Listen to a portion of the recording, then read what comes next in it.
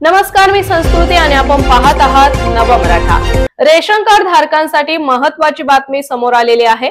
महाराष्ट्र सरकारने रेशन कार्डसाठी ई-केवायसी प्रक्रिया अनिवार्य केली आहे।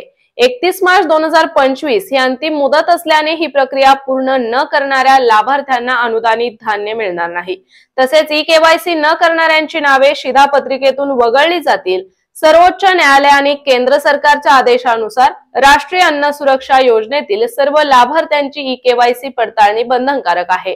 राज्यातील सर्व रास्त भाव दुकानांवर ही मोहीम सुरू आहे आणि नागरिकांनी लवकरात लवकर प्रक्रिया पूर्ण करावी अशी सूचना प्रशासनाने दिली आहे। बोर तालुक्यातील एकूण 1,18,335 पैकी 41,248 नागरिकांचे ई-केवायसी अद्याप पूर्ण झालेले नाही। तालुका पुरवठा अधिकाऱ्यांनी यासाठी तातडीने कार्यवाही करण्याचे निर्देश दिले आहे। तर पाहुयात रेशन कार्ड ई-केवायसी प्रक्रिया कशी कराल। तर नजीकच्या रास्त भाव दुकानात जा, आधार क्रमांक आणि आवश्यक कागदपत्रांसह जा, बायोमेट्रिक पडताळणी करा, अंगठ्याचा ठसा किंवा OTPच्या माध्यमातून प्रक्रिया पूर्ण करा। रेशन कार्ड लिंक करून अपडेट मिळवा, ई-केवायसी पूर्ण झाल्याची खात्री करून घ्या।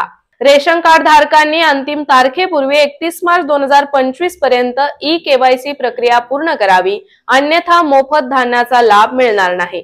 तर अशाच माहितीपूर्ण बातम्यांसाठी चॅनलला सबस्क्राइब नक्की करा।